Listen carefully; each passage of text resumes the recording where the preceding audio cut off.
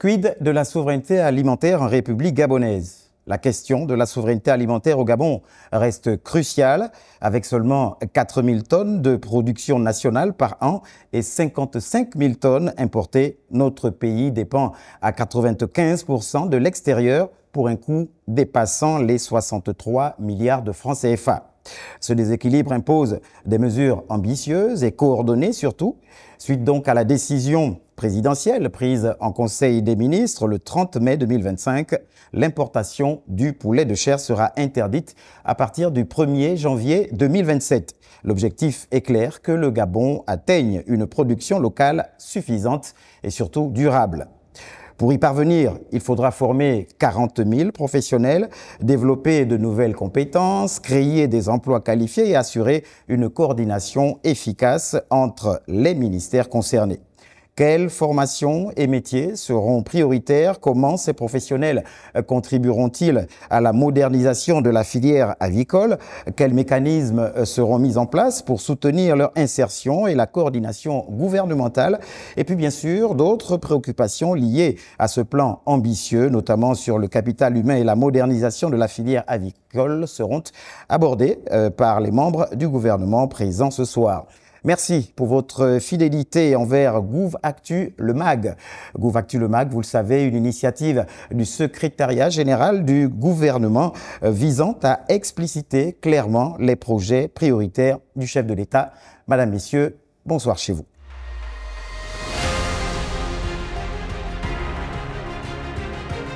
Voilà, tout de suite donc, je m'en vais vous présenter les membres du gouvernement qui vont répondre efficacement à ces questions sur l'autosuffisance alimentaire. D'abord, le lead, celle qui porte ce projet, n'est autre que le ministre de l'Agriculture, de l'Élevage et du Développement rural, Madame Odette Polo. Bonsoir, Madame le ministre. Bonsoir. C'est un plaisir que de vous recevoir à nouveau pour ce tome 2, on va dire, parce qu'il y a beaucoup de questions qui tournent autour de ce grand projet. Et partagé. Voilà, merci. Parmi donc les ministères concernés également, ce soir, nous avons le ministre de la Santé, monsieur le professeur Adrien Mougougou. Bonsoir et merci de nous faire la gentillesse d'être là ce soir. Bonsoir, monsieur Tchibinda. Voilà. Juste à côté de vous, le ministre du Logement, de l'Habitat, de l'Urbanisme et du Cadastre, Ludovic Mignendong. Bonsoir, monsieur le ministre de l'Habitat. Bonsoir, monsieur Tchibinda. Bonsoir. Voilà. Allez. Tout de suite, Madame le ministre, c'est vrai que nous sommes là au tome 2 concernant justement l'autosuffisance alimentaire. Suite à cette mesure présidentielle, l'interdiction de l'importation du poulet de chair, revenir sur ce grand concept et également ce que ça implique pour votre département ministériel et bien sûr les départements transversaux qui sont concernés. Bien, je vous remercie. Je voudrais d'abord, à nouveau, remercier ceux qui ont organisé cette édition. La semaine dernière, dimanche 2 novembre, la diffusion a partagé notre stratégie du développement avicole du Gabon. Nous étions sur ces plateaux avec certains membres du gouvernement qui je remercie pour leur implication, pour la mise en œuvre de cette décision importante d'interdiction de poulet de chair. L'importation de poulet de chair.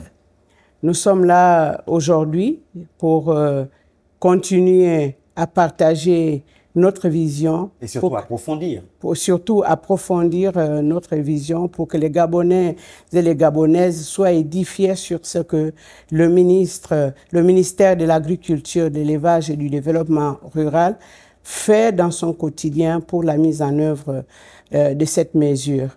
Donc, interdiction de poulet de chair à compter de janvier, interdiction d'importation de poulet de chair à compter de janvier 2027, décision qui a été prise en Conseil des ministres en sa session du 30 mai. C'est une décision salutaire, je disais la dernière fois.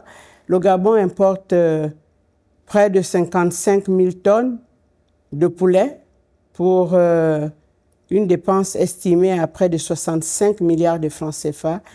contre une production nationale de 4 000 tonnes.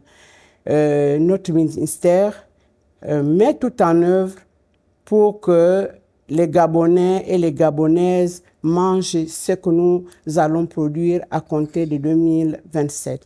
Donc, nous sommes, je peux dire, nous sommes prêts. Tout est en train de se mettre en œuvre. D'accord, tout est en train de se mettre en œuvre, mais surtout, vous êtes en train, bien sûr, de tout planifier. Vous êtes également en pleine étude. Dans ces études, quels sont les principaux défis et leviers, revenir, de la filière avicole? Puisque lorsqu'on parle d'interdiction d'importer le poulet de chair, on parle bien là de la filière avicole. Ben, nous sommes en train d'organiser la filière. Il faut dire que au moment où la décision a été prise, on ne peut pas dire qu'on a été surpris, mais ça a motivé le ministère de l'Agriculture. Donc, nous sommes en train de tout mettre en œuvre pour organiser la filière, pour préparer les formations, pour organiser les terres, pour sécuriser avec les collègues les terres agricoles que nous devons mettre à la disposition des Gabonais et des Gabonaises qui en auront besoin pour faire de l'élevage. D'accord. Alors, tout de suite, je vais m'adresser aux deux autres membres du gouvernement qui sont là. D'abord vous, hein, Monsieur le ministre de la Santé. Quelle est la place, professeur, du ministère dans la mise en œuvre de l'interdiction d'importation de poulet de chair? Merci beaucoup. Tout d'abord, comme ma collègue, je salue la mise en place de cette émission par le secrétariat général du gouvernement. Mais surtout, je voudrais saluer cette décision courageuse prise par le chef de l'État qui contribue à atteindre la souveraineté alimentaire. In extenso presque du pays, parce que, notamment dans ce domaine alimentaire, parce que pour être souverain, il faut pouvoir nourrir ces populations, il faut pouvoir les soigner, donc dans plusieurs domaines. Mais ça, particulièrement, c'est quelque chose à saluer. Et je voudrais dire que quel va être le rôle particulièrement du ministère de la Santé? Je pourrais vous la poser autrement. Dans la chaîne des valeurs de production du poulet de chair, quelle est la partition que doit jouer votre département ministériel? D'abord, il faut dire que depuis quelques années, l'OMS et tous les organismes en charge de concevoir les politiques sanitaires dans le monde ont sorti un concept dit One Health, donc une seule santé. Une santé animale, la santé humaine, la santé environnementale. Donc déjà dans ce cadre-là, il y avait déjà un certain travail qui avait déjà été initié par un certain nombre de ministères, notamment le ministère de l'Agriculture, le ministère de l'Environnement, pendant la période de transition. On ne savait pas qu'un matin, le chef de l'État nous amènerait à dire plus d'importation de poulet de chair à partir de janvier 2027. Donc, et nous avons au sein de notre ministère, notamment une entité qui est créée par le décret 1285 portant orientation de la politique sanitaire en République gabonaise, ensuite par un décret 820, c'est l'Institut d'hygiène publique et d'assainissement. Donc c'est par cet organisme qui, en collaboration avec un organisme dont les missions, ma foi, se chevauchaient, qui est la GAZA, mais qui est sous la tutelle du ministère de l'Agriculture, qui met en place un certain nombre de choses qui vont permettre à contribuer, notamment dans ce projet particulier. Le ministère de la Santé a des normes par le truchement de cet institut. Donc, c'est veiller, peut-être même améliorer ces normes et veiller à l'application de ces normes.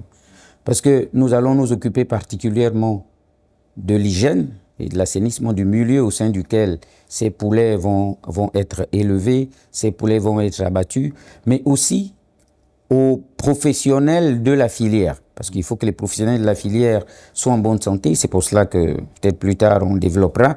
On ira jusqu'à délivrer des certificats médicaux à ces personnels parce qu'il faut qu'ils soient en bonne santé, il faut qu'ils travaillent de façon saine. Sinon, on court le risque, par exemple, éventuellement de contaminer, de créer des épidémies, notamment la célèbre grippe aviaire au sein de ces poulets qui peut venir contaminer l'être humain. Donc, voilà un certain nombre de choses et un rôle que devra jouer, que joue actuellement dans le cadre de la coordination multisectorielle qui est mise en place sous la direction de ma collègue de l'agriculture. De l'agriculture. Alors, le ministère de l'Agriculture, le ministère de la Santé, mais également le ministère du Logement, de l'Habitat, de l'Urbanisme et du Cadastre. Monsieur le ministre, c'est la même question. Dans cette chaîne de valeur de production de poulet de chair, quelle serait ou quelle est concrètement la partition que doit jouer votre département ministériel? Merci, M. Tchibinda. Comme mon collègue, je vais commencer à reconnaître et à féliciter le chef de l'État pour la mesure courageuse qu'il a eu à prendre par rapport à l'interdiction d'importer les poulets de chair à partir de janvier 2027. C'est vraiment une décision, je pense, qui vise à développer le Gabon dans tout son ensemble. Et merci également au secrétariat général du gouvernement qui nous donne la possibilité d'expliquer à nos concitoyens la cohésion de l'équipe gouvernementale par rapport à cette mesure.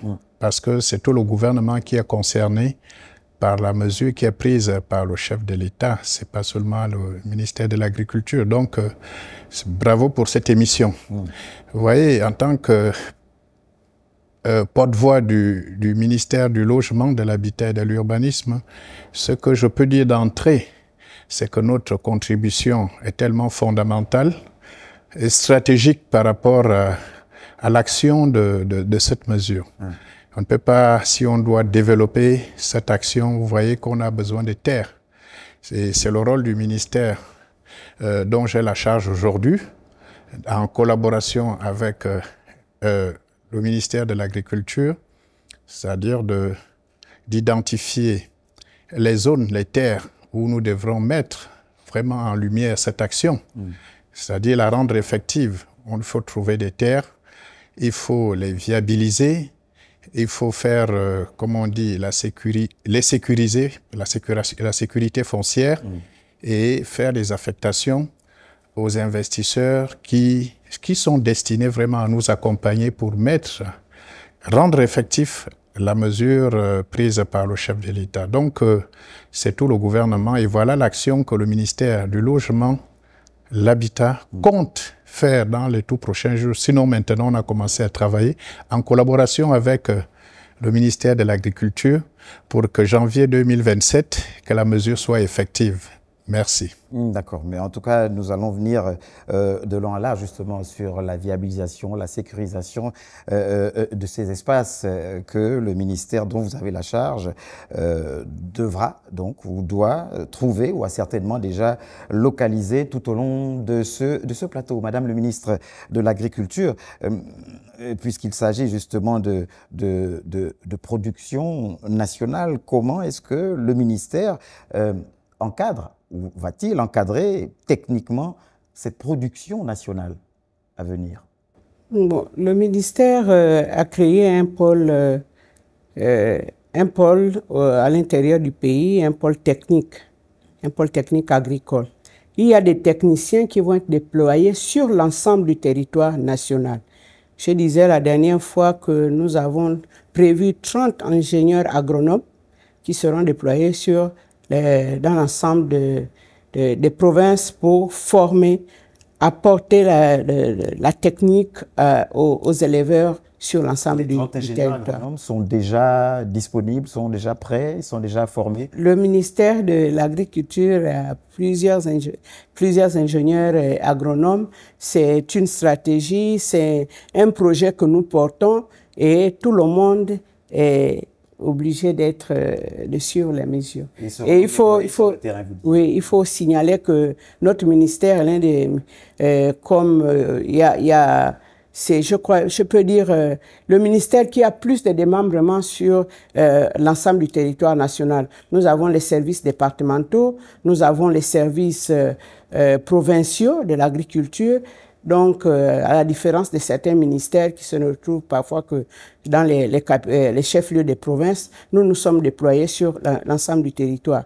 Donc, nous avons là-bas des représentants du ministère qui sont formés, qui sont en mesure d'accompagner techniquement les éleveurs sur l'ensemble du territoire. Les accompagner techniquement, comment est-ce que le contact se fera? Qu'est-ce qui est prévu pour les accompagner techniquement? Il va falloir certainement les recenser, les contacter, mettre en place des formations. Au mois de juillet-août dernier, nous avons commencé avec le processus d'identification des éleveurs sur l'ensemble du territoire national. En ce moment, se poursuit en collaboration avec le ministère de la Planification la deuxième série d'identification, donc de recensement un peu plus approfondi. Parce que la première fois, c'était juste connaître qui est éleveur. Et cette fois-ci, ça va pousser un peu plus loin parce qu'on devra savoir quel cheptel chaque éleveur dispose. Et je crois que à la fin du mois de novembre, nous disposerons de tous ces renseignements-là. Donc, il y a la formation qui compte, il y a le recensement d'abord. Après le recensement, nous allons les former. Après la formation, pour les accompagner plus tard, nous devons les soutenir. Il va falloir mettre à leur disposition, peut-être pas gratuitement, des poussins, de l'aliment et peut-être orienter vers la banque, mais tout cela à moindre coût. Parce que derrière, ils souhaiteraient savoir justement les mesures concrètes qui sont prises pour les appuyer, ces éleveurs sur le terrain. Oui, mais c'est de cette manière-là, nous on mettra pour ceux qui, en dehors des paysans qui ont déjà les terres dans les villages, au niveau de la capitale ou les chefs-lieux de province, souvent c'est difficile d'avoir des espaces, mais ils viendront vers nous. On mettra à leur disposition des espaces après leur demande, parce que pour avoir un espace, il faut que l'éleveur fasse la demande auprès du service de la Direction générale de l'élevage, qui va faire une expertise sur le terrain. Ensuite, ils reviennent vers le ministère lorsque c'est approuvé. Lorsqu'on trouve, on juge utile, on voit que le terrain est bien encadré, le terrain scié à l'activité qu'ils veulent faire. Et en ce moment-là, on oriente maintenant pour, ça c'est la partie technique, on oriente maintenant pour l'administration, donc avoir un agrément technique. Il suffit de présenter, de faire une demande adressée à Madame le ministre de l'Agriculture sur présentation de sa pièce d'identité pour attester qu'on est gabonais et on délivre l'agrément. Donc, on délivre, dit comme ça, on a l'impression que c'est facile. Alors là, vous faites bien justement de parler de cette demande. Ce serait bien que vous reveniez sur tout le processus, tout le process depuis le début. Bon, là, on parle des éleveurs, c'est en sous-entendant qu'il y a déjà quelques éleveurs qui se sont lancés dans la filière. Depuis qu'on parle finalement de l'interdiction d'importation de poulet de chair, il y a certainement des Gabonais qui sont intéressés, qui souhaiteraient rentrer et faire partie de ce processus. Pour ces Gabonais-là, comment doivent-ils s'y prendre? La démarche, elle commence où? Jusqu'où? Pour quel accompagnement, en tout cas pour que les Gabonais qui s'intéressent finalement à cette filière, et Dieu seul sait qu'au Gabon, l'élevage ne fait pas forcément partie de nos mœurs, mais pour ceux qui seraient intéressés, depuis qu'on parle d'autosuffisance alimentaire en objectif, quel est le process dès le départ? Je disais déjà la dernière fois que pour faire de l'élevage, c'est d'abord une question de volonté. On ne devient pas éleveur parce qu'on veut sortir de l'université, non. Ça peut partir de la base. On n'a pas besoin même de faire des hautes études pour être éleveur. Donc, c'est à la base. On est intéressé par le métier, on cherche l'espace. L'espace, quand on est au village, souvent, le problème ne se pose pas parce qu'il y a de l'espace pour tout le monde. Mais lorsqu'on est en ville, à Libreville ou bien en banlieue, on a besoin d'espaces sécurisés. Tout à fait. En ce moment, le ministère de l'Agriculture, de l'Élevage et du Développement rural dispose des zones agricoles à forte productivité. Mais il faut dire que cette activité ne peut pas se passer en pleine ville aussi, c'est forcément un tout petit peu localisé. Oui, bien sûr, bien sûr. C'est pour cela que je disais tout à l'heure qu'il faut faire la demande. Et la demande, lorsqu'on a besoin de faire de l'élevage, on a une direction générale de l'élevage. On va donc à la direction, vous prenez un rendez-vous, vous avez fait votre demande, le directeur ou le technicien qui est censé vous accompagner vous fixe un rendez-vous. Je vous explique comment ça se passe. Vous allez sur le terrain. si vous avez déjà votre terrain. Si vous n'avez pas de terrain, vous faites la demande au ministère. Vous allez attendre un peu parce que il va falloir que la commission d'attribution se tienne pour qu'on vous attribue une parcelle. Voilà. Donc, ça passe par le ministère du cadastre, non? Nous avons nos terres. D'accord. Et avec le collègue, on demande simplement la sécurisation. Lui, son rôle, c'est de venir nous donner, nous faire prendre des métiers, nous délivrer des titres fonciers. Donc, pour que les terrains deviennent la propriété du ministère de l'Agriculture.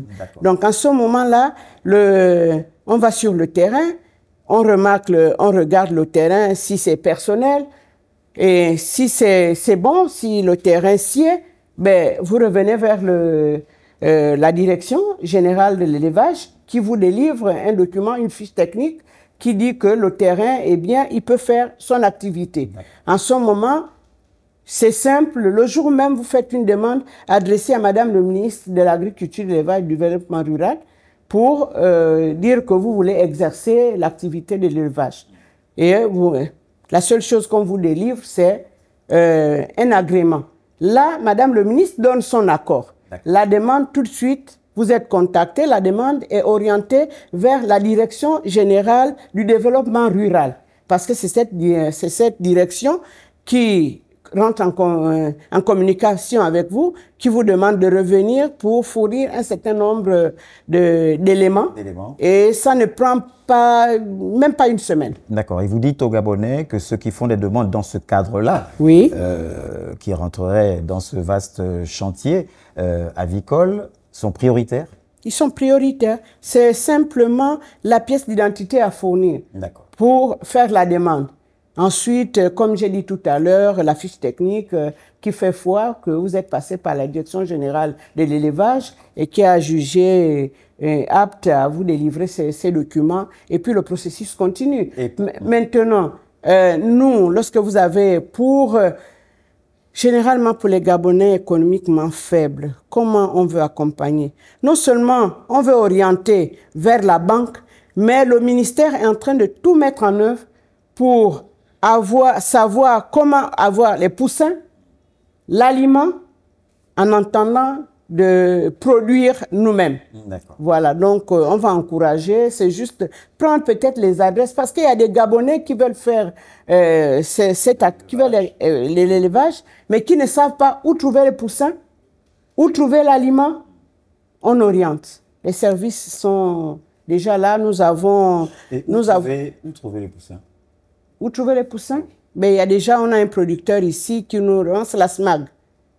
On a la SMAG qui nous donne des poussins et qui nous vend aussi l'aliment. Il y en a aussi qui ont leurs moyens, qui font venir de l'étranger. Et ils adressent également un courrier au ministre. Depuis que nous sommes là, on a déjà autorisé plusieurs importations. Merci. En tout cas, vous avez expliqué assez clairement le processus. Lorsqu'on est Gabonais et qu'on souhaiterait rentrer dans la filière avicole, il y a ces Gabonais-là qui ont déjà pris cette initiative et qui ont de petits lopins de terre, de petits espaces, qui sont déjà éleveurs. À ceux-là, que dire? Que dites-vous pour qu'ils puissent faire partie intégrante justement de ce processus d'envergure et prometteur? D'aller vers les techniciens du ministère de l'Agriculture et du Développement rural. Ils sont prêts. J'oriente vers la Direction générale de l'élevage. Il y a, je crois, la semaine dernière, ils sont en train de mettre en place un prospectus qu'ils vont mettre à la disposition de tous les Gabonais qui veulent savoir comment faire l'élevage. Par où commencer? Tu as le poussin? Comment faire pour nourrir ton poussin? D'abord, comment l'entretenir pour qu'il arrive jusqu'à l'assiette. Voilà, donc on a le poussin, c'est un cycle, c'est pas du jour au lendemain qu'on mange le poulet. Vous avez le poussin d'un jour, vous commencez à l'alimenter. Avec quel aliment? Comment faire? J'ai discuté il n'y a pas longtemps avec un des éleveurs, on peut dire un professionnel qui échangeait avec moi et qui me disait que le poulet de chair est difficile à élever. Parce que même l'eau que le poulet boit, je prends un exemple simple, il y a une goutte de gasoil qui tombe dans cette eau-là, la chair de poulet va sentir le gasoil. Donc, c'est des choses comme ça. Et parfois, je remercie les professionnels qui viennent vers nous, qui essayent de changer. Donc, voilà, si le gasoil tombe, ça fera certainement intervenir le ministère de la Santé. Mais vous parlez de ce guide pratique-là. Il serait disponible et prêt dans combien de temps? Pardon? Le guide? Oui, oui. Oh, bon, on a fait le point, je crois, lundi. Lundi, nous avons fait le point avec le directeur général de l'élevage. Juste quelques révisions à faire sur le document. Mais bon, je crois que ici, oui, dans 2-3 semaines, tout sera... D'accord. Ouais. Parce qu'on veut monter en puissance. On s'est dit, décembre, janvier, il faut vraiment qu'on monte en puissance. Absolument. Les Gabonais ne doivent plus trop s'interroger. Et des questions, pour l'instant, il y en a. Allez, pour terminer cette première série de questions à votre endroit, est-ce que vous disposez, Madame le ministre, d'un profil d'élevage à développer en particulier pour atteindre les objectifs attendus justement par la première autorité, pour ne pas dire le président de la République? Bon, il faut dire que nous encourageons déjà les paysans à faire de l'élevage. On demande à tous les Gabonais, surtout tous les paysans dans tous les villages, il faut que le pays soit inondé. C'est possible d'avoir des élevages partout. J'ai parlé la dernière fois des 6 fermes avicoles intégrées que nous allons implémenter sur l'ensemble du territoire national. Et j'ai donné la cartographie la dernière fois. Si vous voulez, je peux y revenir.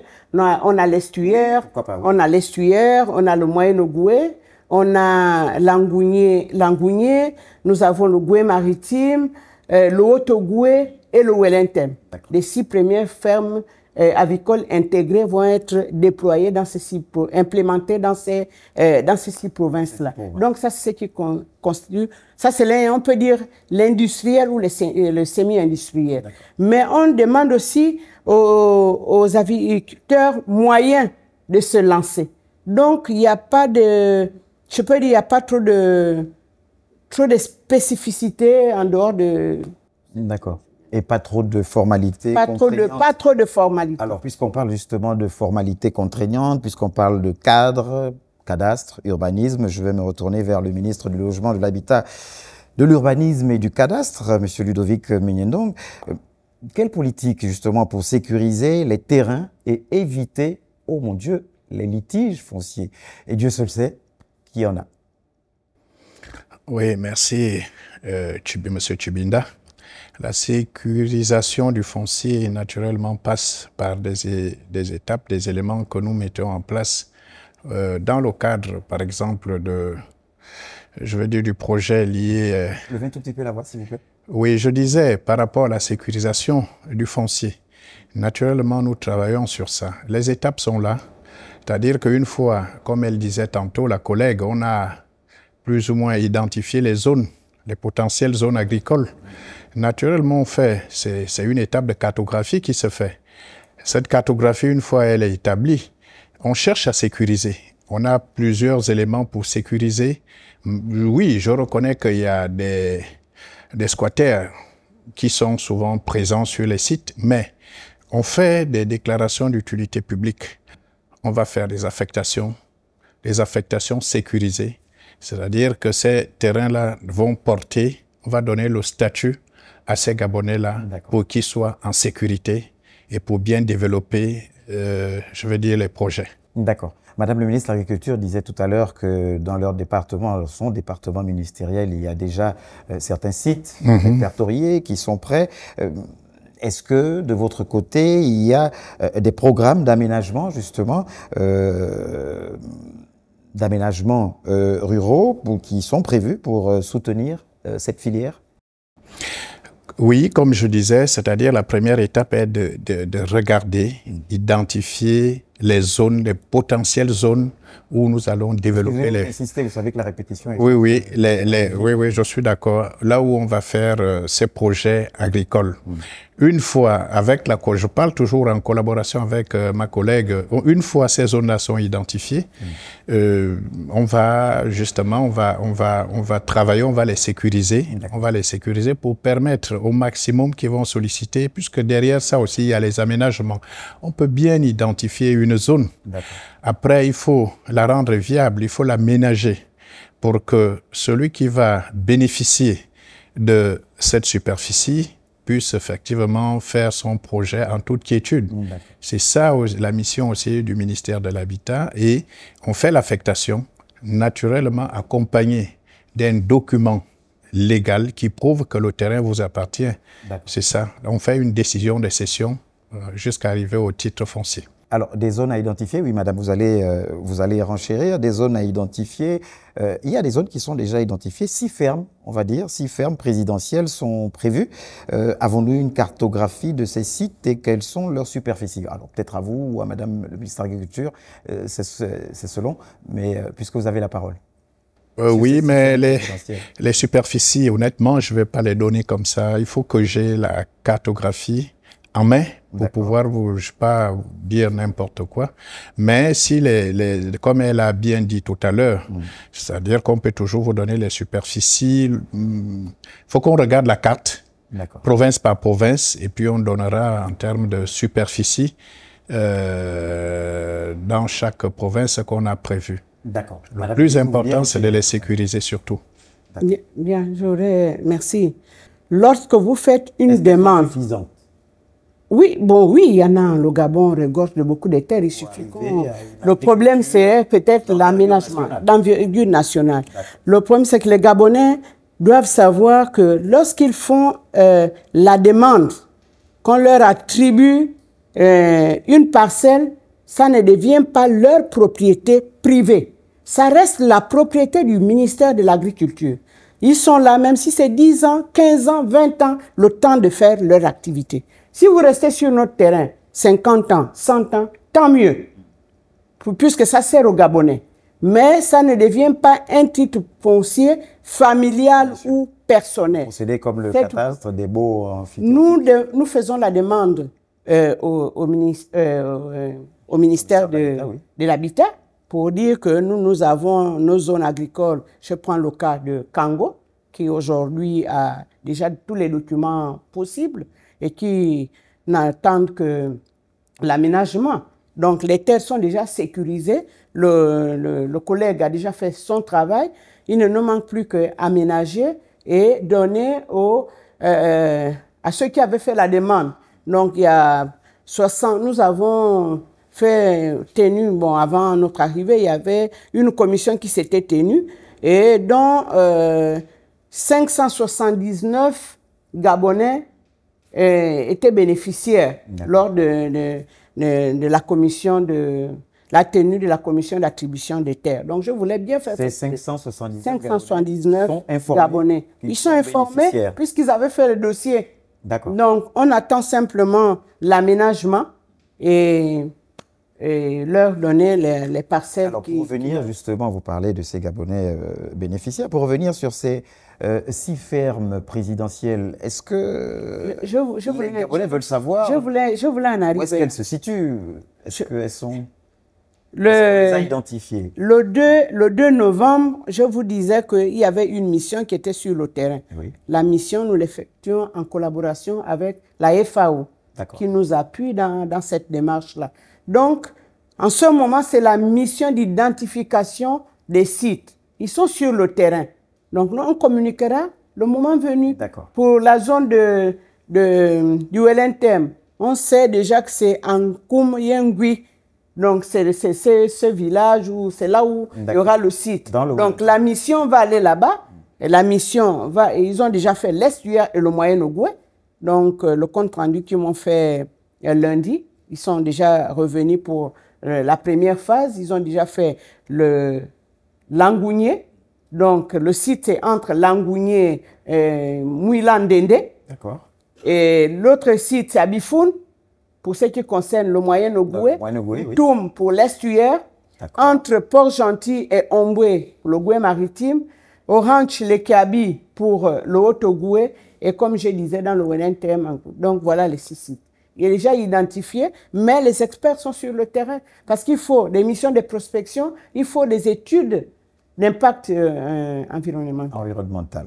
Monsieur le ministre de la Santé, professeur Adrien Mougougu, vous l'avez bien dit tout à l'heure, votre ministère est impliqué lorsqu'on parle de sécurité alimentaire, sécurité également pour ceux qui vont exercer dans cette filière. Que deviennent l'IHPA, vous l'avez évoqué un tout petit peu, hein, l'Institut d'hygiène publique, et la GAZA dans ce contexte? Merci beaucoup. Alors, ce sont deux entités qui, certes, ont des missions, ma foi, qui se chevauchent un tout petit peu. Et depuis un moment, nous travaillons à uniformiser et à créer des couloirs pour chacune des entités, bien distinctes. L'Institut d'hygiène publique a d'ailleurs envoyé, dans le cadre d'ailleurs peut-être pour soutenir ces projets, une centaine de jeunes en formation pour la qualité d'hygiéniste relève principalement de l'Institut d'hygiène publique et d'assainissement. Et la GAZA a surtout des missions de contrôle, des missions particulières sur le plan du contrôle et même de l'élaboration de certaines normes pour le contrôle de la qualité des aliments et autres. Mais pourtant, c'est bien distinct. Pourquoi ce chevauchement? Vous savez, nous avons décrié dans ce pays, permettez-moi de faire un petit backup, où les gens font des contrôles tout azimut et puis chacun va chercher à prélever telle ou telle taxe pour le bien de leurs propres intérêts. Et dans votre secteur, quelles mesures seront prises pour échapper? Donc l'idée aujourd'hui d'ailleurs, et vous vous souvenez que pendant la période de transition, une décision avait été prise demandant d'uniformiser toutes ces taxes. Ça éviterait que chacun, vous savez, lorsque on retire ce type de choses à ces entités, et on devrait pouvoir les amener à se concentrer sur l'essentiel de leur mission. Parce qu'il n'y a pas que la taxation du citoyen qui veut investir dans des domaines tels que celui-là. Et donc, nous voulons ramener l'Institut à ses missions régaliennes. Et c'est pour cela que, comme je le dis, nous avons constaté déjà qu'il n'y avait pas suffisamment de personnel. Donc, je vous dis aujourd'hui, il y a une centaine de personnels en formation de niveau A2 et A1, formation de techniciens et d'ingénieurs hygiénistes et d'assainissement. Sur le plan global, est-ce que ce sera suffisant? Cette centaine, je suppose que c'est pour... Évidemment, c'est sur l'ensemble du territoire, mais vous savez, on ne peut pas former 10 000 en une année. C'était déjà un début. Il y a quelques hygiénistes déjà formés que nous avons trouvés, mais nous avons jugé utile d'en former, mais ça va être progressif. Comme je le disais d'ailleurs, pour ce qui est de la santé animale, vous savez que là aussi, ça commence également par la formation, en dehors de la mise à disposition des terres et autres. Et pendant la transition, on a ouvert une faculté ou un institut de formation des médecins vétérinaires à Massoukou. Ça va permettre progressivement, chaque année, de prendre une cinquantaine de jeunes Gabonais pour combler le déficit tout de même qu'il y a quand même au niveau... Parce que pour soutenir ce type d'action à long terme, il faut pouvoir progressivement mettre à disposition des gens. Je dirais peut-être, évidemment, on a réouvert l'école des cadres ruraux d'OIM, là aussi où certains devraient certainement se spécialiser dans cette filière avicole.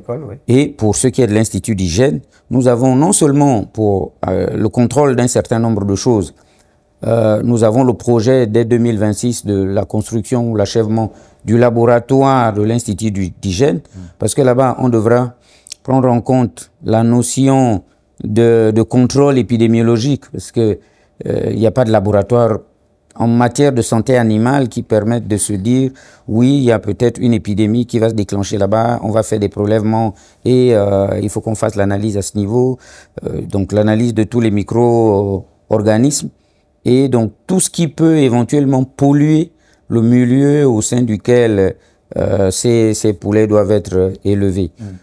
Pour ce qui concerne la santé humaine, donc des personnels, je crois qu'il y a un certain nombre de structures qui sont bien en place pour cette partie.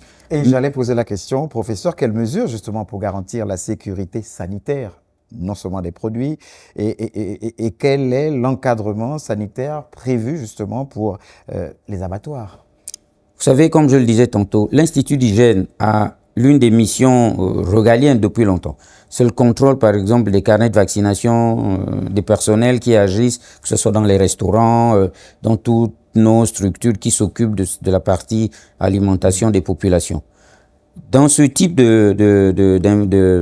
d'investissement, là aussi, l'Institut Gène sera assez regardante sur ce qui est de la santé des personnels qui y travaillent. C'est de cela qu'il est surtout question, comme je le disais tout à l'heure. Leur rôle sera de s'assurer que les gens qui y travaillent sont correctement vaccinés, qu'ils ne vont pas développer de maladies qui peuvent contaminer ces poulets et éventuellement, donc, in fine, recontaminer l'homme. Donc, non seulement nous agissons sur la formation, mais nous allons améliorer les normes. Et c'est là que le travail en commun avec l'AGASA notamment devra se faire. L'Institut d'hygiène publique, nous l'avons demandé dans le cadre multisectoriel de la mise en place notamment de ce projet, parce que c'est une filière à véritablement développer. Ce n'est plus les quelques milliers de poulets qu'on a cultivés ces jours-ci qu'on doit avoir. Ça doit passer à des dizaines de milliers, peut-être même des centaines de milliers d'ici là. Donc il est question de toiletter les normes qualité et les normes sécurité, que ça soit au niveau de la production, au niveau de l'abattage, au niveau de la transformation. Et l'Institut d'hygiène doit veiller à la mise en place de ces normes à côté de l'autre entité dont les missions tendent à se confondre parfois, qu'est l'AGASA, mais qui est sous la tutelle du ministère. Alors justement, vous me tendez la perche, vous citez l'AGASA, vous revenez effectivement sur ces confusions dans les missions des uns des autres. On parle des normes, mais lorsqu'on parle de normes, n'est-ce pas là du ressort de l'AGANOR et justement l'AGASA et puis des comités techniques? Y aurait-il donc des confusions encore dans les missions entre l'AGANOR cette fois et l'AGASA? Alors, comme je le dis, chacune de ces entités a ses missions. Et c'est toujours bien parfois de les mettre ensemble pour que tous les gens se comprennent. Parce qu'il suffit de se mettre autour de la table pour qu'on prenne les textes d'ailleurs qui ont mis en place ces différentes entités. C'est vrai que pendant longtemps, les gens, chacun a voulu fabriquer sa petite chapelle selon ses intérêts particuliers. Aujourd'hui, pour ce type de projet, il n'est pas question de se marcher sur les pieds, sinon on peut enrayer la machine.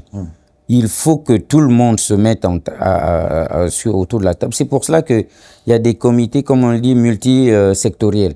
Ça commence par des comités ministériels et derrière les différents membres du gouvernement, dans les différents secteurs, il y a des entités, de techniciens qui doivent se mettre autour de la table pour que demain on sache exactement qui définit quoi. L'AGANOR, oui, c'est une entité aussi où il y a un certain nombre de techniciens, mais lorsqu'il y a des particularités telles que, oui, les normes sanitaires ou les normes qualité en matière d'alimentation, l'AGANOR seule n'a pas forcément même tous les techniciens pour pouvoir réfléchir sur cette norme. Donc elle va s'appuyer sur des entités sectorielles telles que l'Institut d'hygiène, telles qu'éventuellement l'Agence gabonaise de sécurité alimentaire.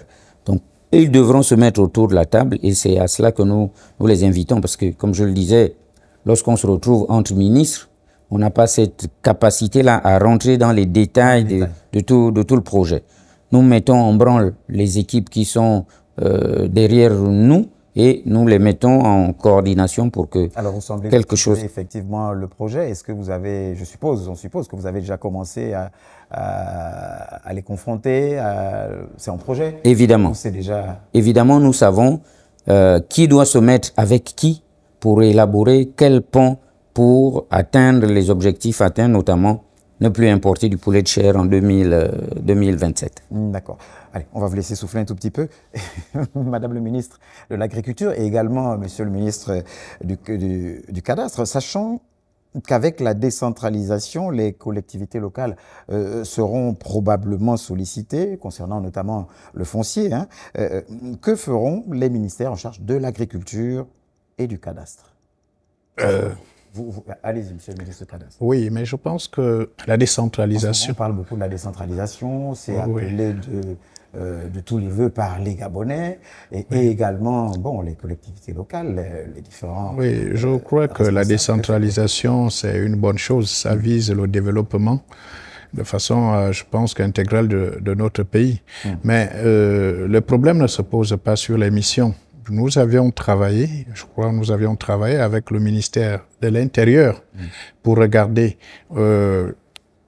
quelles sont les charges, les missions qu'on peut laisser, je veux dire, aux collectivités locales, puisque naturellement ils doivent contribuer, les collectivités locales doivent contribuer à aider aussi, c'est-à-dire à développer l'intérieur du pays, je veux bien dire.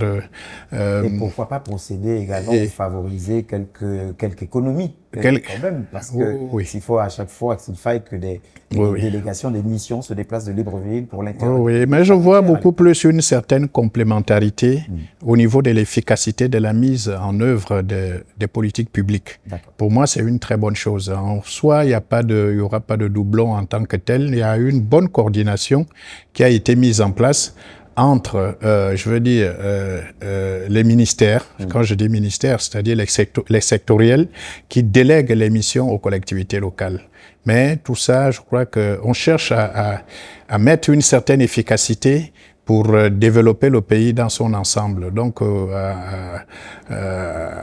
dans ma lecture, il n'y a vraiment aucun problème à ce niveau. Il y a juste une très bonne compréhension et ça devrait bien suivre. Madame le ministre, on vous voit sur le terrain, on vous sent dynamique. Vous parlez beaucoup également de ces missions qui vont à l'intérieur du pays. Quid de la décentralisation? Est-ce que vous n'avez pas les relais ou des relais sont prévus à l'intérieur du pays, peut-être dans le cadre de cette décentralisation?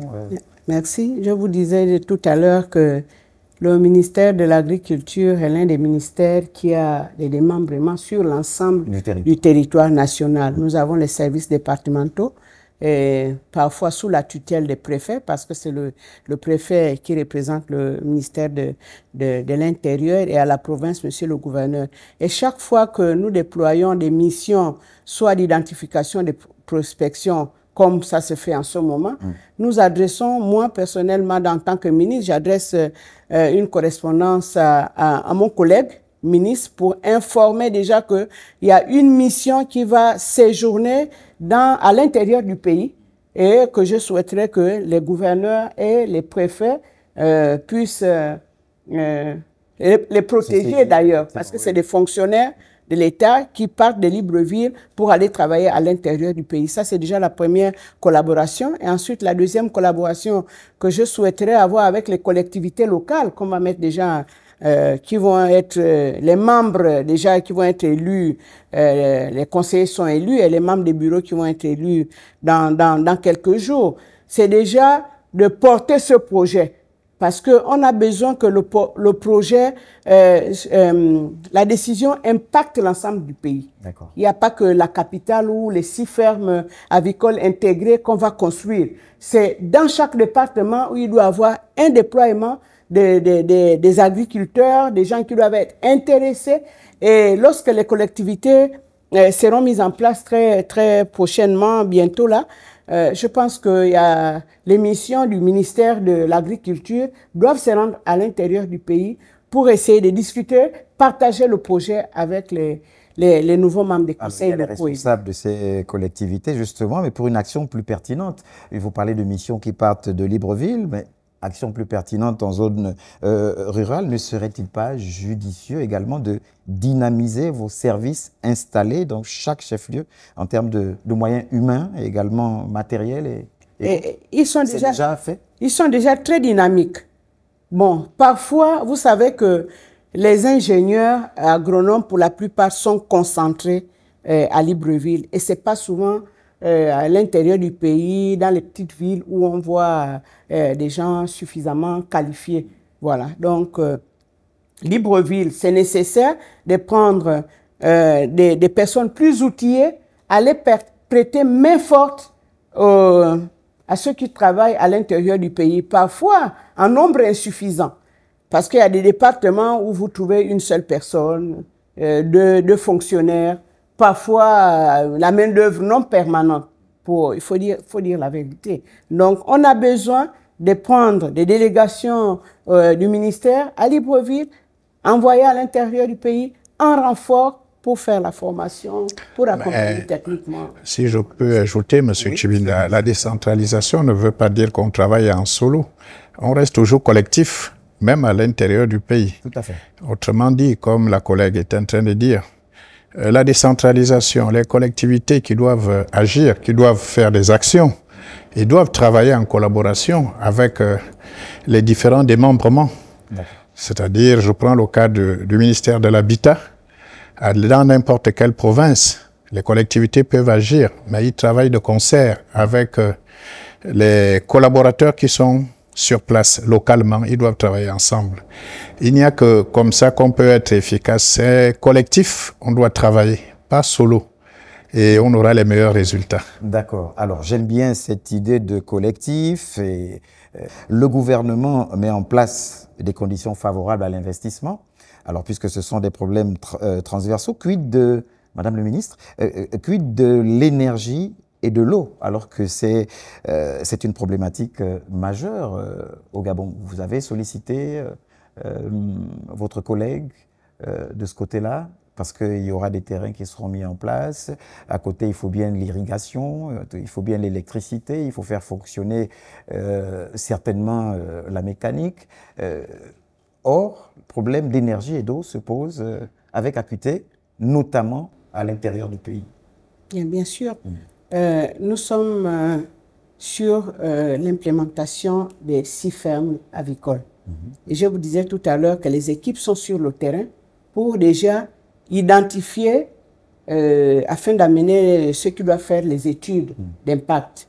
Donc, obligatoirement, il va falloir qu'il y ait de l'énergie dans ces zones-là. On ne peut pas faire fonctionner une ferme s'il n'y a pas de l'énergie. Après, bon, peut-être qu'on n'aura pas forcément l'extension du réseau d'eau comme un peu la SCG, mais il faut penser à créer des forages dans ces zones-là où il y aura des fermes. Il faut y penser ou ce sera fait? Tout sera fait. D'accord. Tout sera fait. Vous voyez que les collègues, le ministre de la Santé tout à l'heure a répondu à une question. Nous travaillons déjà sans faire de grandes publicités, mais nous travaillons déjà. Mais les Gabonais ont besoin de savoir. Oui, bien sûr. C'est pour cela que nous avons salué l'initiative du secrétariat général du gouvernement. Voilà, si vous nous rejoignez seulement maintenant, justement, vous êtes sur Gouv Actu le Mag, une initiative du secrétariat général du gouvernement pour expliquer aux Gabonais les projets prioritaires édictés par le chef de l'État en leur faveur. Et parmi ces projets prioritaires, il y a 7 objectifs à atteindre l'autosuffisance alimentaire et qui commence par l'interdiction de l'importation ou d'importation du poulet de chair à l'horizon 1er janvier 2027. C'est bien cela, madame? Oui, et on parle là de l'énergie, mais après, il faut parler aussi de l'accès au site. Donc, ça interpelle tout de suite le ministre des Travaux publics qui fait les aménagements. Que nous espérons avoir sur ce plateau le ministre des Travaux publics, également des Transports, parce qu'il faut bien sûr la route. Et je crois que tous les ministères impliqués sont à pied d'œuvre pour que la décision d'arrêt d'importation de poulet de chair soit effective dès janvier 2025. Alors, revenir peut-être encore sur ces 6 fermes agricoles, ces 6 fermes présidentielles évoquées plus tôt. Ces 6 fermes sont dites intégrées. Quelles sont leurs caractéristiques? Bon, peut-être je ne saurais pas vous dire techniquement, mais je sais que les fermes vont, quand je dis intègre, moi je vois le sens qu'il y aura tout. En fait, on va construire, il y aura des couvoirs, il y aura des pendenderies, on va fournir l'aliment, nous-mêmes on va, je ne sais pas comment on dit ça en termes techniques, on aura nos poussins, nos couvoirs pour pouvoir avoir nos poussins, je veux dire, pour pouvoir avoir nos poussins. Donc, en fait, ce serait des fermes complètes. Voilà, des fermes complètes. D'accord, justement, vous avez, puisque vous parlez de poussins, tout à l'heure, vous disiez, précédemment, vous avez présenté la SMAG comme étant un fournisseur préférentiel en l'occurrence de poussins et des aliments. Aujourd'hui, il participe à alimenter un marché de 10 000 tonnes. Vous êtes-vous assuré de sa capacité à couvrir justement la production de 65 000 tonnes, puisque c'est plus ou moins l'objectif, et comment est-ce que cela serait réalisable? Lors de notre tes capacités de la lors de notre, c'est pas nous qui devons augmenter, c'est pas le gouvernement qui doit augmenter les capacités de la SMAG. La SMAG est un opérateur privé. D'accord. Nous, le ministère de l'Agriculture, on veut accompagner les paysans et on suscite l'implantation sur le territoire national des investisseurs. D'accord. Donc, il y a des investisseurs qui sont déjà intéressés, qui ont demandé des espaces, à qui on a fait visiter déjà des sites. Donc, on suppose qu'ils seront installés incessamment. Mais pour ce qui concerne le Gabon, nous-mêmes, nous devons produire suffisamment. Donc, j'ai dit lors de mon passage le 2 novembre dernier que nous allons, il ne faut pas se voiler la face. Nous devons monter en puissance. Mais dans un premier temps, on ne va pas tout de suite arrêter l'importation des intrants. Donc, on va importer les semences pour donner aux Gabonais, pour leur permettre d'avoir les plantations de maïs, pour avoir les plantations de soja. C'est ça l'accompagnement. C'est ça l'accompagnement qu'on veut apporter aux Gabonais. Donc, la SMAG, point d'interrogation, je ne saurais me prononcer à la place de la SMAG. C'est un opérateur privé. Si vous avez un jour l'occasion de le faire venir sur le plateau, ben, il vous dira s'il peut subvenir aux besoins s'il peut subvenir à la demande du Gabon. Mais ce que nous voulons, le ministère de l'Agriculture, c'est d'accompagner les Gabonais, c'est d'accompagner les paysans sur l'ensemble du territoire national pour qu'ils puissent produire suffisamment et pour nourrir le poulet que nous allons consommer. Et c'est pour ça que vous êtes sur ce plateau, madame, pour expliquer justement aux Gabonais, ceux qui s'intéressent à la filière, comment est-ce que vous comptez les accompagner du début du processus jusqu'à la fin, puisqu'on parle de production, on parle de transport et on parle de distribution. Alors, justement, monsieur le ministre de l'Habitat, avons-nous une localisation géographique des fermes pensées en fonction du réseau routier pour faciliter justement la production et l'acheminement? Est-ce que y a-t-il déjà Monsieur Tchibinda, oui, comme je disais que c'est le sectoriel agricole qui, dans la politique de gérer ce dossier, on travaille ensemble, c'est-à-dire l'agriculture a identifié les sites. Une fois les sites sont identifiés, je crois qu'il nous revient maintenant de l'accompagner. Si les sites ne sont pas sécurisés, le rôle du ministère de l'Habitat, c'est de sécuriser ces sites. Après, je suis d'accord avec vous, comme je parlais de la cohésion tout à l'heure. C'est-à-dire que le gouvernement doit travailler pour faire en sorte que tout ce qui va se réaliser sur ce site soit fluide. Quand je dis soit fluide, c'est-à-dire que, par exemple, elle disait tout à l'heure de tout ce qu'on pourra, je veux dire en amont, faire avant que nous arrêtons l'importation des poulets de chair. Supposons sur le plan agricole, si on doit planter le maïs ou on doit planter du soja et que on a besoin de transporter tout ça, naturellement, on doit avoir des routes qui sont praticables. Et ça, c'est le gouvernement, on est conscient de cela. Et si on a besoin de l'eau, naturellement, le collègue de l'eau doit intervenir.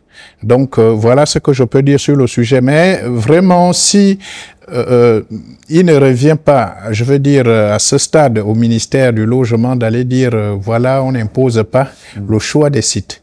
C'est une collaboration, on travaille avec le ministère de l'Agriculture, avec tous ces experts qui vraiment identifient les zones.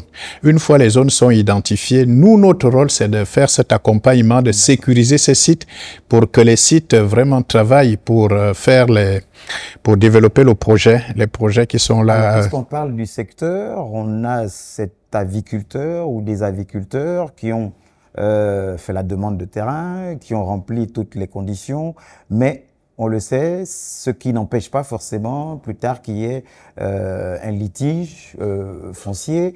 Alors, vous parlez de sécuriser, c'est en cas de litige, comment est-ce que vous tranchez? Qu'est-ce qui se passe? Vous parlez des litiges fonciers, oui. Il y a plusieurs types de litiges qui peuvent arriver sur, je vais dire, une parcelle. Il y a plusieurs types de litiges, ça dépend de la nature du litige. Voilà, c'est pourquoi nous avions dans les services du cadastre et puis on a des services qui sont là pour traiter des cas de litige. Vous savez, les procédures, il y a des procédures qui existent chez nous. Lorsque vous avez sollicité une parcelle, vous voulez régulariser la parcelle, il y a des étapes préalables. On doit regarder, on doit tout faire pour que vous ayez une décision pour prouver que le terrain vous appartient. Une fois on vous a déjà donné cette décision de propriété et que derrière il y a quelqu'un qui vient s'installer, qui dit maintenant que le terrain lui appartient alors qu'il n'a aucun document légal. Ça, c'est des litiges qui sont fréquents. Des situations comme ça, on va demander à celui qui n'a pas le document légal de libérer, je vais dire, la parcelle. Alors, logiquement, la parcelle revient à celui qui détient, ou bien qui détient déjà les documents qu'il faut. Il arrive aussi des situations où, des documents, oui, c'est-à-dire les cas où les deux demandeurs se retrouvent avec les documents. On regarde qui est le premier demandeur, qui a d'abord sollicité la parcelle, et puis on peut décider à ce que c'est normalement celui qui a sollicité en premier, la parcelle lui revient. Il y a des cas comme ça, il y a tellement de types de litiges que nous rencontrons et que nous solutionnons de façon constante. Professeur, Monsieur le ministre de la Santé, comment assurer la biosécurité et la surveillance épidémiologique? Je voudrais rappeler que je pense que cette décision n'est pas prise au hasard. Et il y a toute la volonté, toute la feuille de route du chef de l'État qui est là pour accompagner ce type de projet prioritaire. Je prends le cas de l'eau et de l'énergie. Le ministre d'accès universel à l'eau pourra le dire. C'est le pilier numéro 1. Donc vous imaginez, vous verrez par exemple dans la loi de finances 2026, je ne trahis pas un secret, il y a beaucoup de programmation sur le plan financier dans ce projet. Et ce type de projet devient une priorité dans la priorité. Donc nous savons que oui, il faut mettre de l'eau, de l'énergie partout, c'est ce que le président souhaite apporter à tous les Gabonais, mais puisqu'il y a une interaction par rapport à ce qu'on souhaite faire manger aux Gabonais, ça va être une priorité pour ce qui est de la route, c'est pareil. Vous savez, le choix, je crois, de ces 6 fermes intégrées, les premières, parce que vous en doutez bien, plus tard, l'idée est, comme elle le dit, intéresser le maximum de Gabonais, nous devons avoir beaucoup plus de fermes dans l'avenir. Mais je crois que ce n'est pas choisi au hasard. Si c'est dans le Moyen-Ouest, vous savez, c'est quand même desservi par une route goudronnée. Et donc, si on veut amener ce poulet vers Libreville où il y a le maximum de personnes, la voie est goudronnée. Si c'est entre Mouila et Ndende, c'est pareil. Jusqu'à Mouila et Ndende, la voie est goudronnée. Dans le Wellington. Donc, je crois que le choix de ces zones aussi a été fait sur la base d'un certain nombre d'éléments qui devraient penser déjà à la transformation, à la distribution, ainsi de suite. Comme je le disais tantôt, la biosécurité est assurée par la mise en place de ce laboratoire déjà, qui va analyser un certain nombre d'échantillons, rechercher de façon régulière l'existence ou non d'un certain nombre de micro-organismes. C'est le laboratoire de l'Institut d'hygiène publique et d'assainissement qui était déjà en projet depuis même la période de transition, que normalement les travaux devraient reprendre incessamment. Ensuite, la surveillance épidémiologique, elle se fait à partir des contrôles qui sont mis en place. Sachez que même pour la médecine humaine, pour la santé humaine, il y a ce qu'on appelle l'ILE, l'Institut d'épidémiologie et de lutte contre les endémies. Là aussi, nous avons un certain nombre de mécanismes et un certain nombre de personnels qui sont disséminés sur l'ensemble du territoire et qui nous renseignent presque chaque matin sur ce qui se passe sur le plan épidémiologique sur l'ensemble du territoire. Nous avons des logiciels tels que le DHIS2 où il y a un certain nombre de renseignements qui sont donnés. Moi, quand j'arrive le matin, généralement, je commence par là pour savoir. Ça me permet de se dire, oui, il y a tel virus qui est beaucoup plus prédominant dans telle zone du pays ou dans telle autre. Et ça nous permet de mettre tout de suite, de réagir. Donc, ces mécanismes sont déjà en place. Il suffira, dans le cadre de ces entités, qu'on mette ça également dans les parties à intégrer à cette surveillance, et presque quotidiennement, on devra savoir ce qui se passe au niveau de ces fermes intégrées, notamment.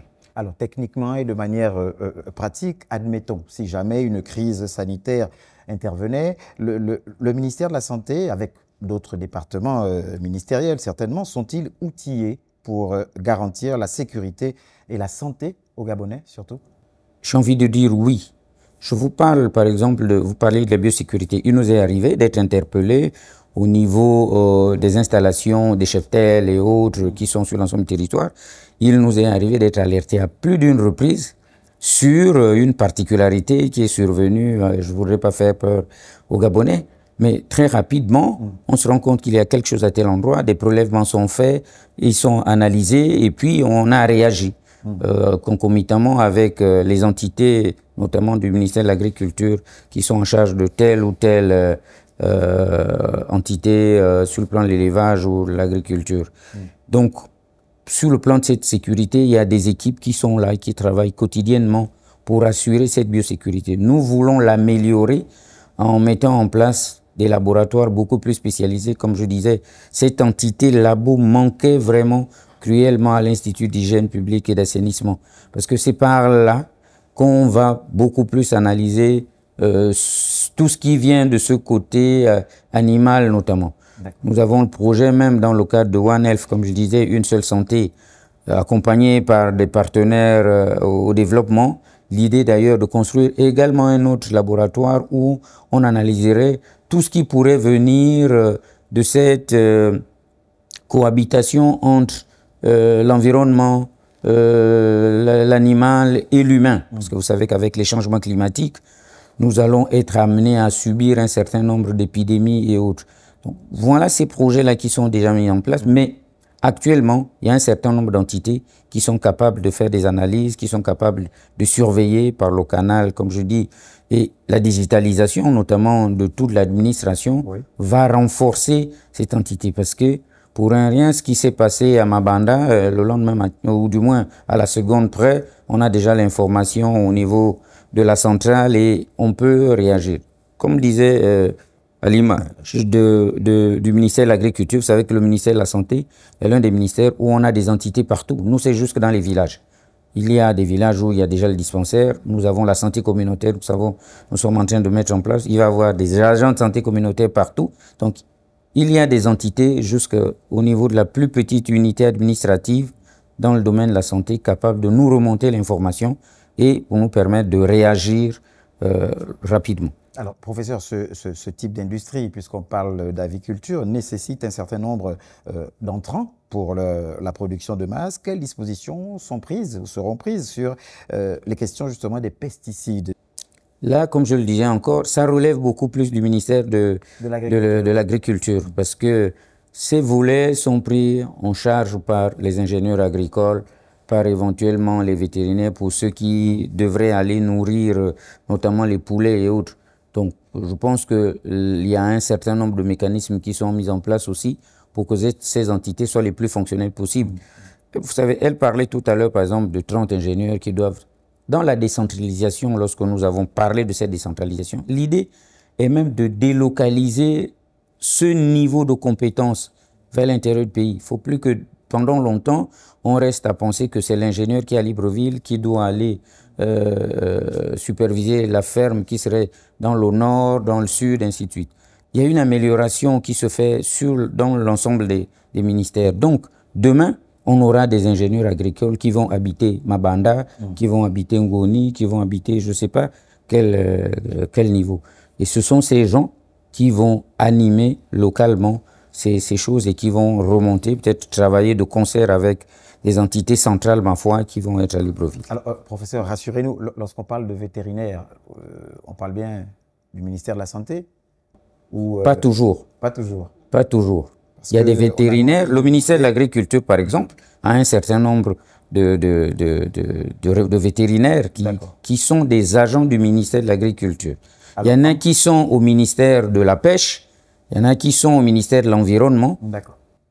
Alors, entre le département dont vous avez la charge, la santé et l'agriculture, qui a la réponse à cette question? Lorsqu'on parle d'un gros déficit, justement, de vétérinaires qui est identifié, on le sait, pour couvrir l'activité d'élevage de poulets de chair, on parle de près d'une quarantaine disponibles, 30 à 40, sur 200 nécessaires. Comment le ministère concerné compte-t-il renverser cette tendance d'ici dans peu? Je vais peut-être commencer et elle va le compléter. Je disais en début d'émission que nous avons, pendant la phase de transition, déjà identifié ce déficit. Et c'est pour cela que, par le touchement du ministère de l'Enseignement supérieur, qui est habilité à former un certain nombre de ressources humaines pour nos différents ministères, l'école vétérinaire a été ouverte à Massoukou.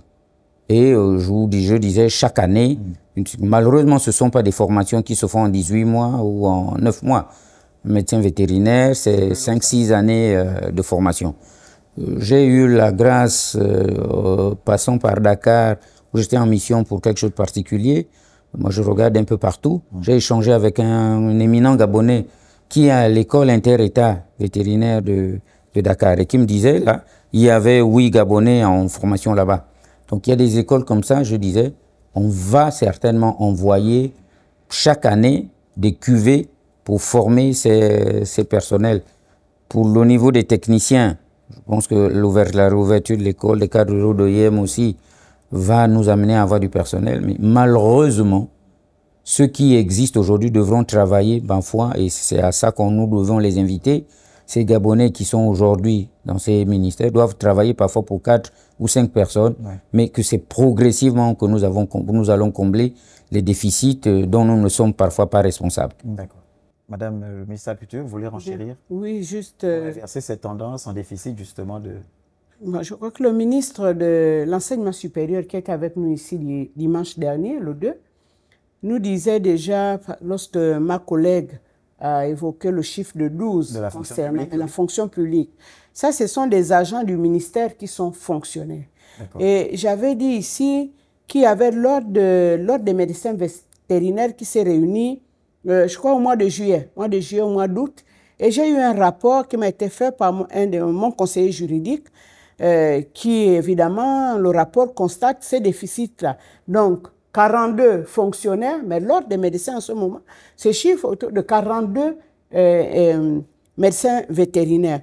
Et mon collègue, le ministre de l'Enseignement supérieur, disait qu'il y a une cuvée qui est en formation en ce moment à Massoukou. Donc, il faut dire que la décision est prise, mais on ne va pas combler tous les déficits en une année. L'école est ouverte. Nous avons un projet qui va être un projet définitif désormais. Nous allons arrêter d'importer. Donc, ça nécessite de mettre des mesures pour accompagner cette autre mesure qui est prise. Donc, il faut vraiment qu'il y ait de la formation à outrance à l'école de Massoukou pour qu'on ait suffisamment d'ingénieurs. Il y a le déficit qui est constaté. L'ordre des médecins parle de 42. Au niveau des fonctionnaires, on a 12. Mais on se dit que dans les années qui vont suivre, on pourra peut-être pas avoir tous les 200, mais ça va être comblé. Alors, madame, à vous, ou également au ministre de la Santé, les personnes intégrées finalement dans ce programme national seront-elles des fonctionnaires ou du secteur privé? Vont-elles accepter, vous connaissez le sempiternel problème, vont-elles accepter de vivre justement en zone rurale? Madame? Bon, on dit que le fonctionnaire est appelé à travailler partout où le besoin se fait sentir.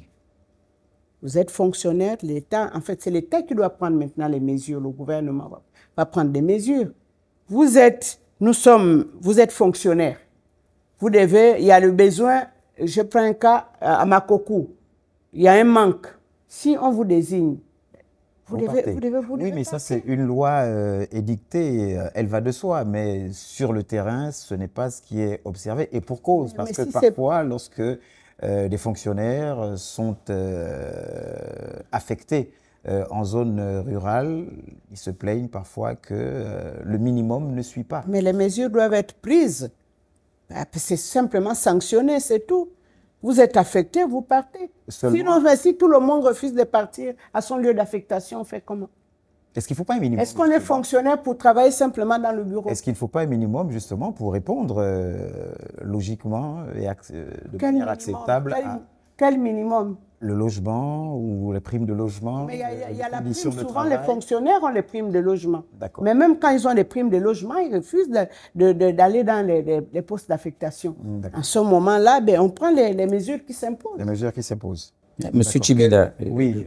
Je voulais compléter. Vous savez, moi, quand je discute, par exemple, pour ce qui est du ministère de la Santé avec les médecins, les infirmiers, je dis personne ne va soigner les Gabonais à notre place, où qu'ils se trouvent.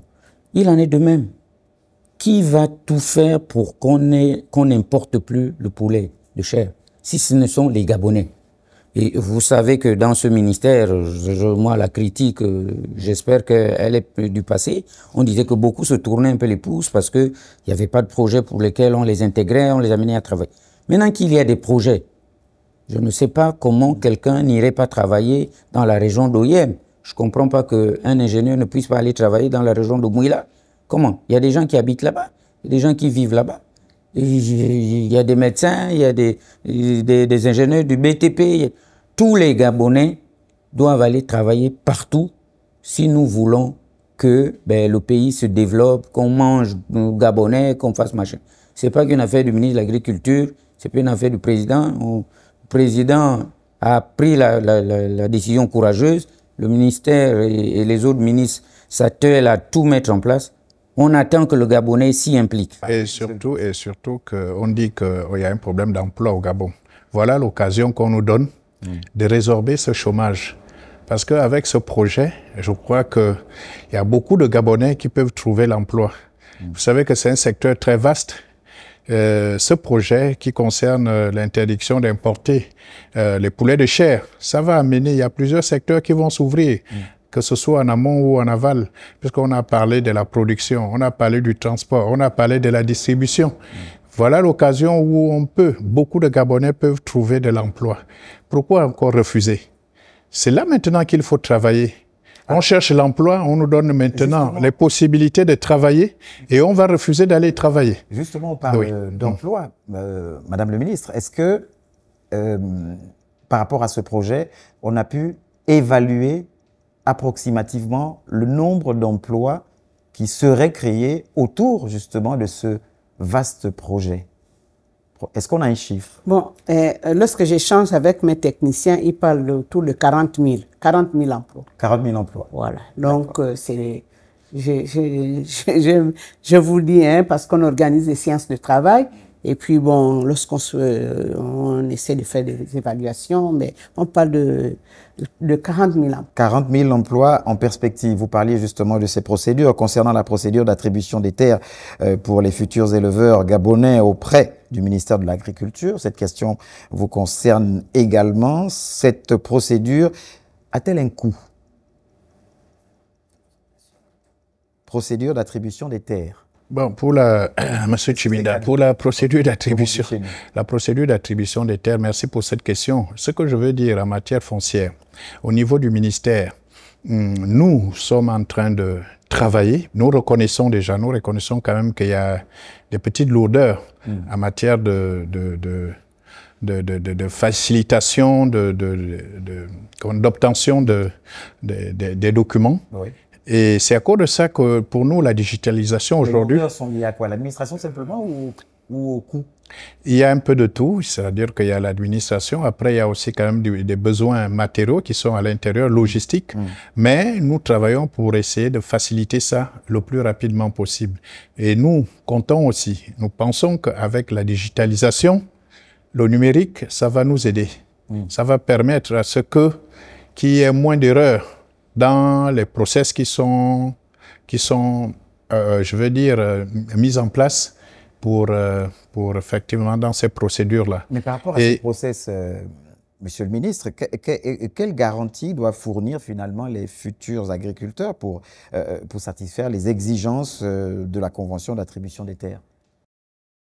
Bon, encore qu'au niveau, nous allons toujours travailler avec le ministère de l'Agriculture.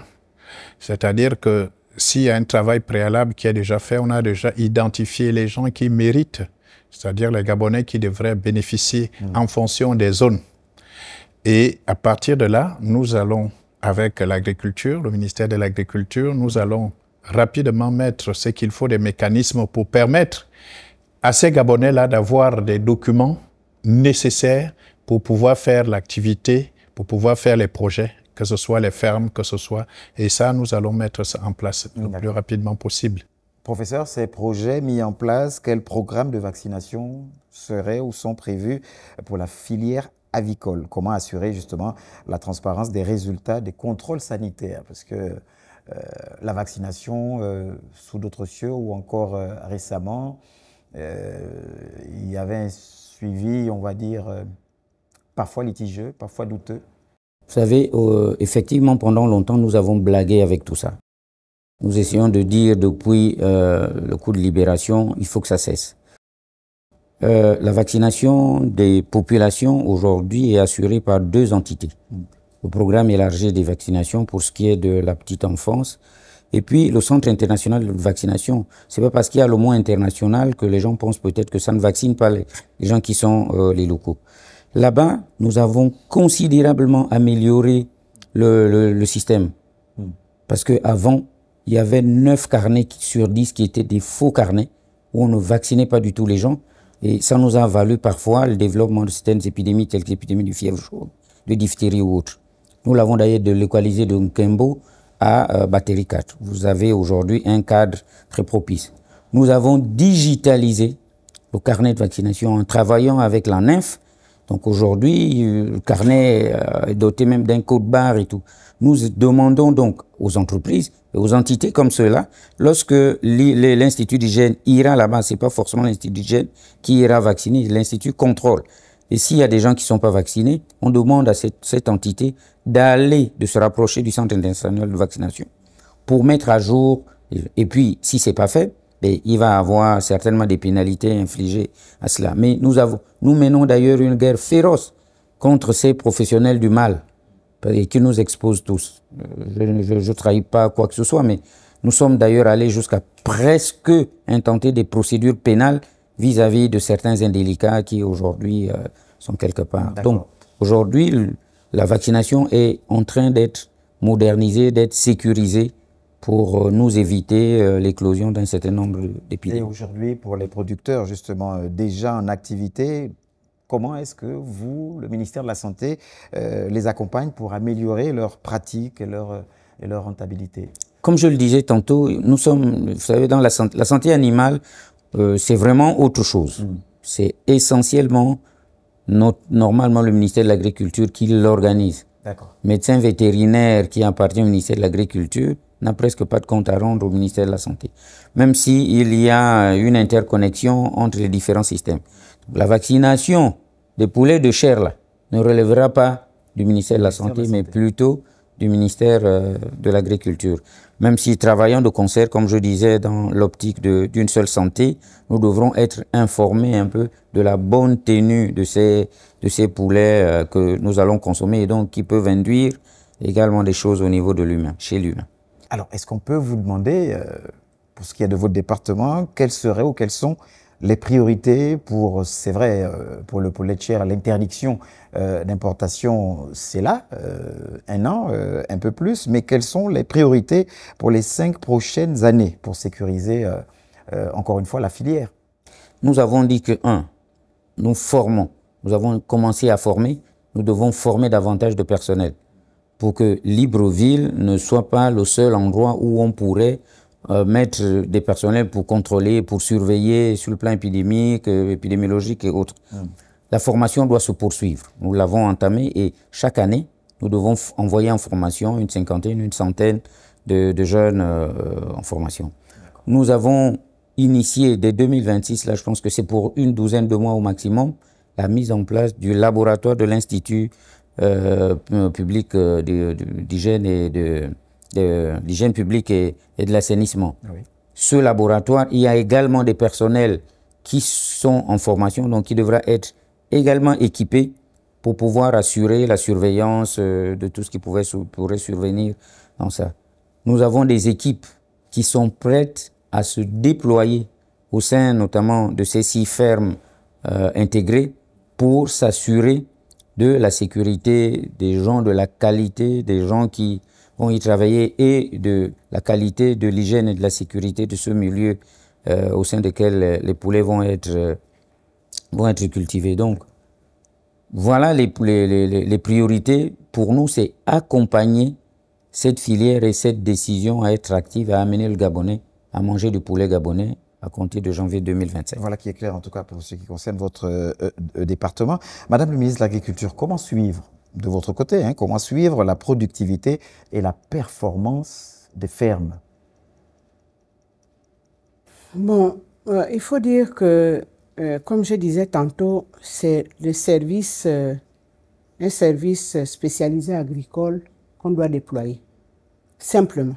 Est-ce qu'il y a un programme de certification qualité pour le poulet local? Oui, évidemment. Notre intention, c'est de créer un label poulet gabonais, made in Gabon. Un poulet gabonais, avoir un secteur agricole très bien encadré, productif, traçable. Donc, bon. Voilà un peu ce que je peux dire à ce sujet-là. D'accord. Alors, vous parlez d'encadrement. Monsieur le ministre de l'Habitat, qu'en est-il finalement de l'encadrement législatif et réglementaire de cette mesure du point de vue de la santé et du cadastre? Encadrement législatif et réglementaire. Oui, mais quand vous parlez au niveau du ministère du cadastre, on reste aligné, c'est-à-dire la politique qui est mise en place, c'est-à-dire on cherche à travailler, c'est-à-dire mettre les réformes foncières pour permettre à ce que le projet puisse avoir le jour en janvier 2027.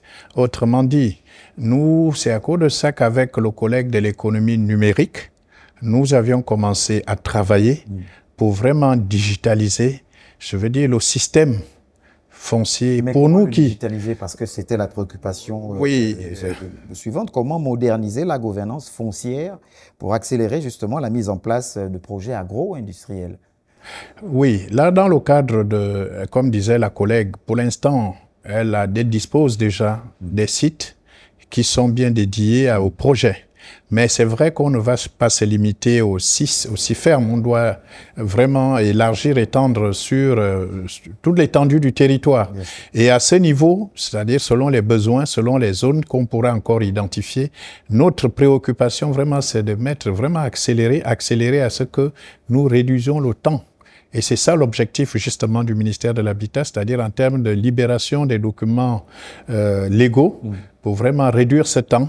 Et ça, il y a des travaux en cours et ça, nous faisons tout pour que si hier on le faisait, je veux dire, en 3 mois ou 4 mois, qu'on réduise rapidement pour que les projets puissent vraiment démarrer dans les délais qui sont énoncés. Alors, un aspect qu'on n'a peut-être pas abordé, ce sera peut-être la dernière question avant votre mot de fin, c'est les dispositifs qui devraient être mis en place pour faciliter, est-ce qu'on y a pensé, pour faciliter l'accès au logement ou aux logements sociaux pour les travailleurs agricoles et techniciens de la filière qui seraient envoyés justement Oui, bon, pour les techniciens, si on parle des logements, bon, nous on le voit de façon générale. On considère que les techniciens agricoles qui seront, oui, il y aura une facilité. C'est à cause de ça que dans la loi des finances 2026, notre projet est étendu sur l'ensemble du territoire, c'est-à-dire les 9 provinces. Autrement dit, comme la collègue disait, c'est-à-dire au niveau de Kango, au niveau de Franceville, au niveau du Wellington, elle a parlé Elle a un peu parlé d'un peu partout.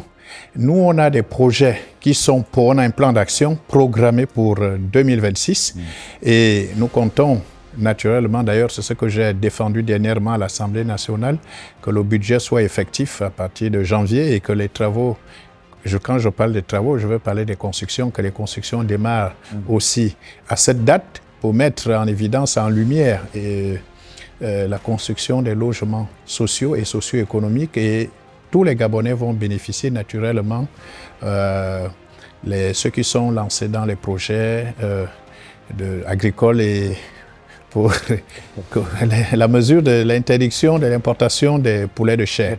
Et oui. Alors, Monsieur le ministre de l'Habitat, vous avez la parole, vous allez conclure avec peut-être une orientation dans votre conclusion dans 10 ans, et ce sera la même question pour tout le monde. Dans 10 ans, qu'est-ce qui aura véritablement changé dans le quotidien des Gabonais, notamment dans le cadre de ce vaste projet avicole, on va dire. Qu'est-ce qui aura changé dans le quotidien des Gabonais, puisque c'est transversal, peut-être en particulier dans votre secteur? Votre projection 10 ans après? C'est une question, oui, pour moi c'est une question, ce qui va changer dans 10 ans. Il faut dire que je vois le développement devant moi dans 10 ans. Vous savez, aujourd'hui, quand vous voyez les pays comme, je peux les citer, les pays comme le Cameroun, le Ghana, je crois qu'à un moment donné, ils étaient aussi comme nous. Voilà pourquoi à l'entame, et ça je vais réitérer, féliciter le chef de l'État par rapport à cette mesure courageuse d'arrêter effectivement l'importation parce que ça nous coûte énormément. À un moment donné, il faut que nous, les Gabonais, nous prenons le taureau par les cornes et disons que nous sommes aussi capables de faire comme les autres. Aujourd'hui, il y a une certaine souveraineté au niveau des pays comme le Cameroun. Ça aussi, nous, on peut faire. Et ça, je sais que c'est le développement qui va arriver. On va résoudre l'emploi, comme elle a parlé de 40 000. Ça, c'est quelque chose déjà qui est très bien pour notre pays. Donc, dans 10 ans, je vois le Gabon grandir, je vois le Gabon se développer. Et ça, à ce niveau-là, vraiment, je dis bravo et félicitations au chef de l'État pour la mesure courageuse. Et il nous revient, nous les Gabonais, de s'approprier de ça. Et de ne plus dormir, de dire merci et qu'à partir de janvier, c'est même pas une affaire uniquement du ministère de l'Agriculture. C'est-à-dire même vous, M. Tchibinda, vous pouvez déjà commencer à préparer, à faire un petit jardin, à dire que je dois développer mon pays. C'est-à-dire que ça nous concerne tous. Et c'est comme ça que le Gabon va se développer. Et c'est comme ça que le Gabon va se développer. Oui. Même question à vous, professeur Adrien Mogougou, monsieur le ministre de la Santé, dans 10 ans. Et puis, comment est-ce que vous voyez l'avenir?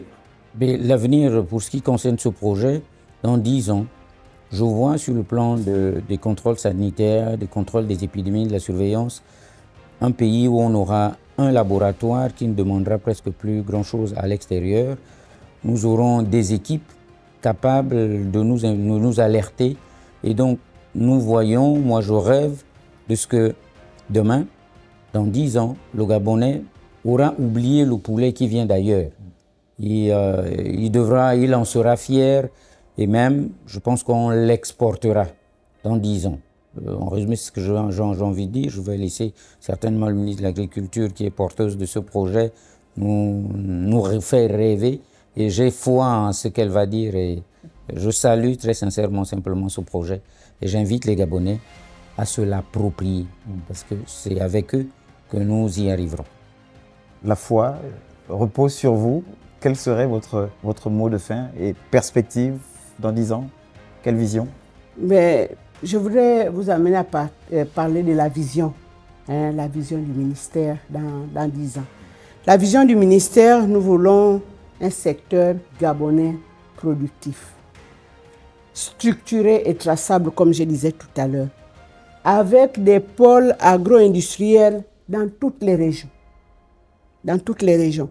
Des filières bien organisées, des agriculteurs formés et financés, et des produits locaux présents dans tous les marchés du Gabon, même dans tous les villages. C'est ça notre ambition. Créer de l'emploi, qu'il n'y ait plus de chômeurs dans notre pays et que les gens s'intéressent au secteur avicole de notre pays. Que les prix soient vraiment, comme les Gabonais le veulent, stable. Que les gens qui achetaient le poulet à 5 000, un poulet ou 3 000, achètent un produit au Gabon à 1 500 ou à 2 000 francs, pourquoi pas. Pourquoi voilà pas. notre vision. Voilà donc, et c'était la vision du département ministériel qui porte ce projet, la sécurité alimentaire, avec notamment l'interdiction d'importation du poulet de chair dès le 1er janvier 2027. Voilà, merci encore à vous, Madame, Messieurs les ministres. Je rappelle que nous avions sur ce plateau le ministre de l'Agriculture, de l'Élevage et du Développement rural, Madame Odette Polo. Elle était accompagnée donc du ministre de la Santé, le professeur Adrien Mougougou, et puis bien sûr le ministre du Logement, de l'Habitat, de l'Urbanisme et du Cadastre, Ludovic Meignet-Ndong. Allez, remerciements donc au Château Mobilier, le Château Mobilier spécialiste du design, agencement, décoration et fabrication de mobilier. N'hésitez pas à effectuer le déplacement. Vous êtes nombreux à apprécier ce cadre qui accueille donc cette émission, Gouv Actu, le MAG. N'hésitez pas à effectuer le déplacement. Il y a de très très belles choses ici. Merci à Soho Concept Store. Merci également à Bocos Café, à la Direction Générale des Transports Terrestres, à l'Agence de Relations Publiques et Événementielles CMCOM. Merci au secrétariat général du gouvernement, bien sûr, à l'initiative de cette émission Gouv Actu, le MAG. Une fois par semaine, nous sommes donc chez vous pour vous expliquer l'un des projets prioritaires initiés et dictés donc par le président de la République, chef de l'État. Si vous voulez faire des propositions, vous pouvez aller dans les réseaux sociaux, notamment du secrétariat général du gouvernement. Merci à vous pour votre fidélité renouvelée. On se retrouve dans une semaine. Bonsoir chez vous.